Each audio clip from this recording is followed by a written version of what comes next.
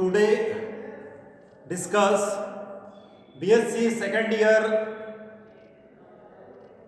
physical chemistry unit second phase equilibria topic है। आज का हमारा जो टॉपिक हम पढ़ने जा रहे हैं वो है फ्रीजिंग मिक्सचर मीन्स हिम मिश्रण। और फ्रीजिंग मिश्रण या हिम मिश्रण किसे कहेंगे?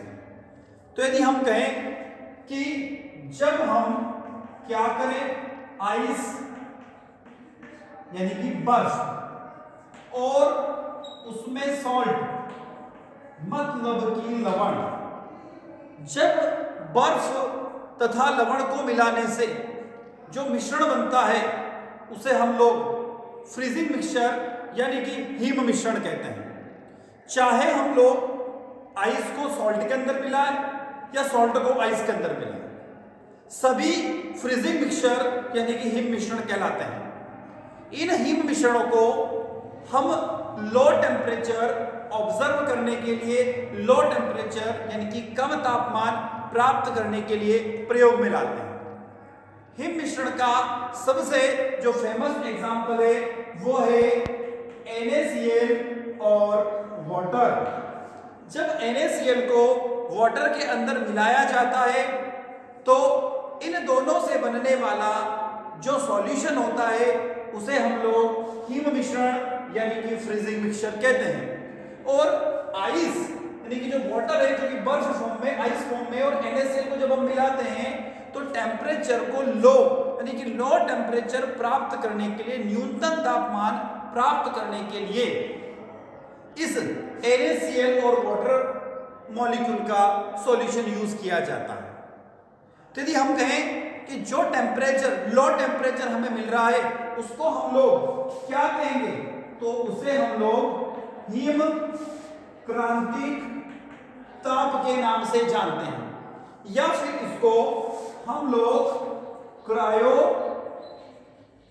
हाइड्रेट, क्या कह सकते हैं हम लोग इसको, क्रायो हाइड्रेट टेम्परेचर के नाम से भी जानते हैं। तो हम बात कर रहे क्या, NaCl और जब हमने बर्फ यानी कि आइस को मिला दिया तो इनको मिलाने से जो सॉल्यूशन हमें मिलेगा उससे, उस मिश्रण से, उस मिक्सचर से हम लो टेम्परेचर यानी कि न्यूनतम तापमान को प्राप्त कर सकते हैं।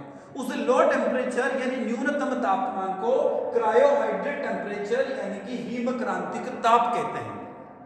अब होता क्या है, तो इसके अंदर हम लोग सॉल्ट के अंदर आइस को मिलाते हैं यानी लवण के अंदर बर्फ को मिलाया जाता है। और जब हम लवण और बर्फ को मिलाते हैं तो जो ग्राफ होता है वो T एवं C के बीच में बनाया जाता है, मतलब कि टेम्परेचर और कंपोजिशन के बीच में ग्राफ को प्लॉट किया जाएगा। जब कंपोजिशन और ग्राफ, जब कंपोजिशन और टेम्परेचर के बीच में हम ग्राफ को प्लॉट करते हैं तो उसको हम लोग एक्यूटिक सिस्टम यानी गलन क्रांति तंत्र कहते हैं। क्या कहते हैं उसको हम लोग? गलन क्रांतिक तंत्र, या फिर हम इसको एक्यूटिक सिस्टम के नाम से जानते हैं। कौन सा सिस्टम? Aquatic system. क्लियर? तो हम ये कहते हैं कि T और C यानी टेम्परेचर और कंपोजिशन के बीच में जैसे ग्राफ बना हुआ है, किसके बीच में बना हुआ है? तो ये टेम्परेचर और कंपोजिशन के बीच में जो ग्राफ बना रहता है उसको हम लोग गलन क्रांतिक तंत्र या एक्यूटिक सिस्टम के नाम से हम लोग जानते हैं। अब हम यदि एग्जांपल की बात करें तो अभी हमने यहां पर जनरली NaCl लिया। NaCl के अलावा भी हम लोग बहुत सारे सॉल्ट का यूज कर सकते हैं हिम मिश्रण को बनाने में। तो कौन कौन से सॉल्ट हो सकते हैं? तो जैसे सबसे पहले तो हमने बात करी NaCl हो सकता है, दूसरा जो सॉल्ट है वो NH4Cl हो सकता है, तीसरा जो सॉल्ट है वो पोटेशियम आयोडाइड हो सकता है, आगे चले तो पोटेशियम हाइड्रोक्साइड हो सकता है। तो जो भी सॉल्ट होता है, जो भी लवण होता है, कैल्शियम क्लोराइड हो सकता है, ठीक है, सोडियम नाइट्रेट हो सकता है, अमोनियम नाइट्रेट हो सकता है। तो ऐसे जो भी सॉल्ट हो, उन सॉल्ट को जब हम बर्फ यानी आइस के साथ मिलाते हैं तो उसे हम लोग गलन क्रांतिक तंत्र यानी कि इट्यूक्टिक सिस्टम के नाम से जानते हैं। अब यहां पर हम लोग जिस एग्जाम्पल को पढ़ने जा रहे हैं वो है हमारा क्या, KiH2O सिस्टम। इसकी बात कर हम लोग, हम पढ़ने जा रहे हैं पोटेशियम आयोडाइड वाटर सिस्टम को हम लोग पढ़ रहे हैं। किसको पढ़ रहे हैं? KiH2O सिस्टम को हम लोग पढ़ने जा रहे हैं।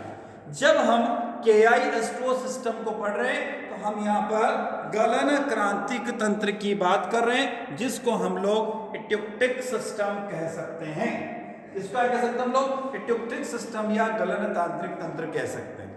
अब आप देखेंगे कि ग्राफ में हमें क्लियरली पोटेशियम और आयोडाइड सिस्टम की बात हो रही है।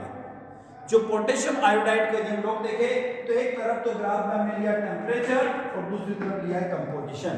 तो टेम्परेचर वर्सेस कंपोजिशन की बात यहां पर की जा रही है। अब हम लोग देख रहे हैं, हम देख रहे हैं कि पॉइंट ए पर 100% वाटर मॉलिक्यूल है और पॉइंट बी पर 100% पोटेशियम आयोडाइड है। जब हम पॉइंट ए पर खड़े हुए तो इसका टेम्परेचर 0 डिग्री सेंटीग्रेड है, यानी पॉइंट ए पर जो वाटर की फेज है वो कौन सी फेज है? आइस है। तो पॉइंट ए पर वाटर किस कंडीशन में? आइस प्रावस्था में, यानी बर्फ प्रावस्था में, यानी कि आइस फॉर्म में है। जब इस पॉइंट ए में हम लोग धीरे धीरे पोटेशियम आयोडाइड मिलाते हैं तो स्लोली पोटेशियम आयोडाइड मिलाने से ग्राफ ए से ओ की तरफ शिफ्ट होने लगता है। और जैसे जैसे हम Ki को थोड़ा थोड़ा लगातार मिलाते रहते हैं तो यहां पर ये जो बर्फ है 0 डिग्री सेंटीग्रेड पर जो बर्फ यानी कि आइस है वो धीरे धीरे पिघलने लगती है और वो पिघलकर यहां पर पॉइंट ओ पर सॉल्यूशन के फॉर्म में कन्वर्ट हो जाती है। तो जैसे ही हमने क्या किया, आइस यानी कि बर्फ लिया, उस बर्फ के अंदर धीरे धीरे हम क्या मिला रहे हैं? पोटेशियम आयोडाइड मिला रहे हैं। तो पोटेशियम आयोडाइड धीरे धीरे मिलाने पर क्या होगा? वो बर्फ पिघलने लगेगी और बर्फ जब पिघलेगी तो हमें पॉइंट ओ ए से ओ की तरफ हम लोग शिफ्ट हो जाते हैं। जब पॉइंट ओ पर आइस यानी कि बर्फ और पोटेशियम आयोडाइड इन दोनों का संतृप्त विलयन बन जाता है, सैचुरेटेड सॉल्यूशन बन जाता है, तो वो ताप हमें पॉइंट ओ पर -23 डिग्री सेंटीग्रेड दिखाई दे रहा है। ये -23 डिग्री जो सेंटीग्रेड है वह न्यूनतम तापमान होता है, वह लोएस्ट टेम्परेचर होता है, जिसे हम लोग गलन क्रांतिक तापमान कहते हैं, जिसे हम लोग क्रायोहाइड्रेट टेम्परेचर के नाम से जानते हैं।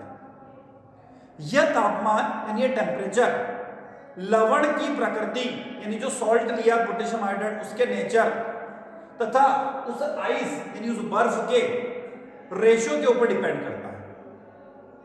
यदि हम कहें कि हमने जो सॉल्ट का सैचुरेटेड सॉल्यूशन बनाया है आइस के साथ यानी बर्फ के साथ में, इसको हम लोग इस प्रावस्था आरेख के द्वारा समझ सकते हैं।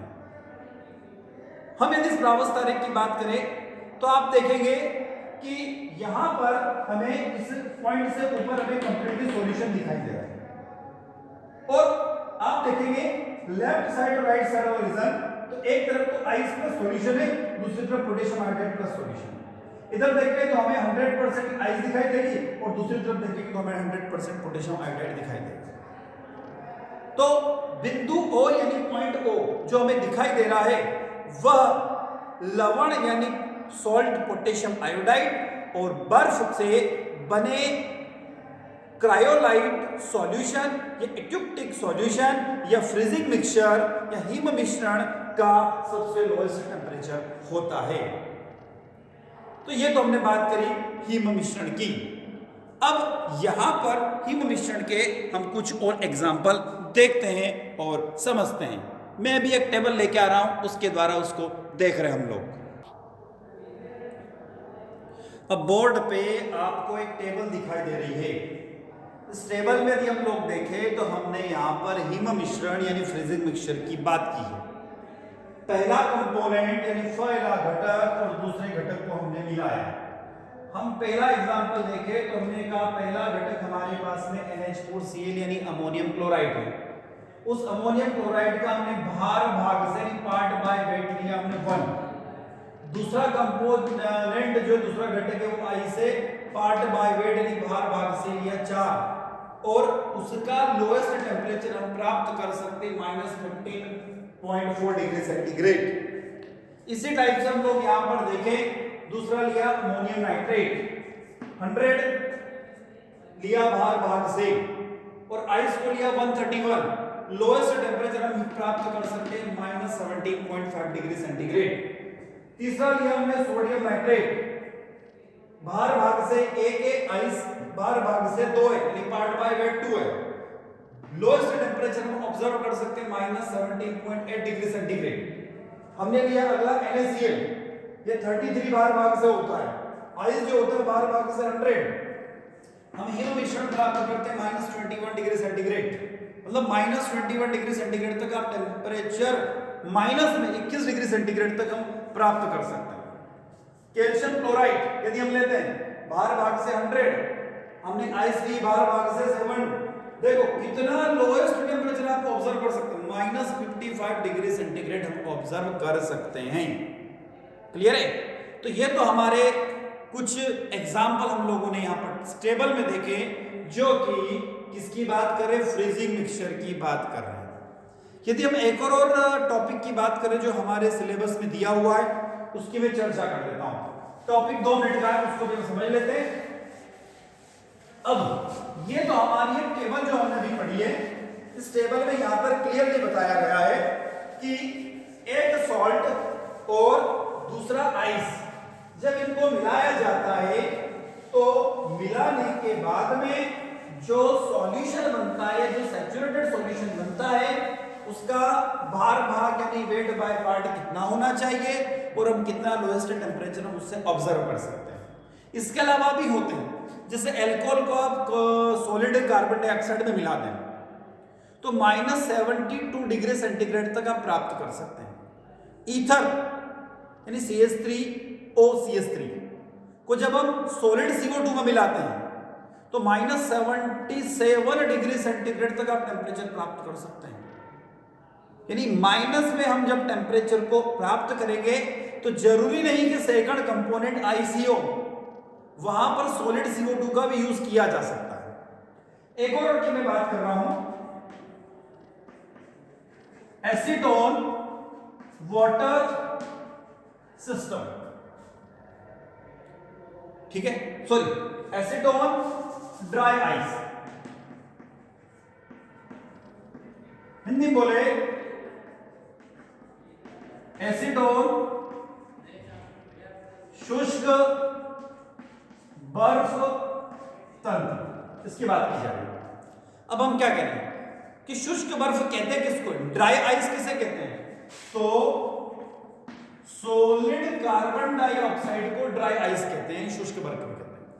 तो जब हम सॉलिड कार्बन डाइऑक्साइड के अंदर किसको मिला रहे हैं, एसीटोन को मिला रहे हैं, तो एसीटोन और शुष्क बर्फ यानी सॉलिड कार्बन डाइऑक्साइड का जो मिश्रण होता है, जो मिक्सचर होता है, वो भी एक बेस्ट एग्जांपल है फ्रीजिंग मिक्सचर का, यानी कि हिम मिश्रण का।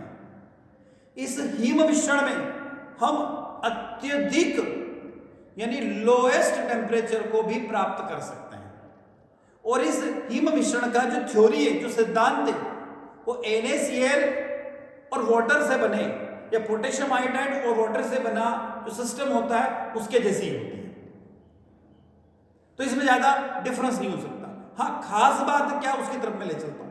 खास बात यह है कि जब एसीटोन और ड्राई आइस को मिलाया जाएगा तो -78 डिग्री सेंटीग्रेड तक आप ऑब्जर्व कर सकते हैं।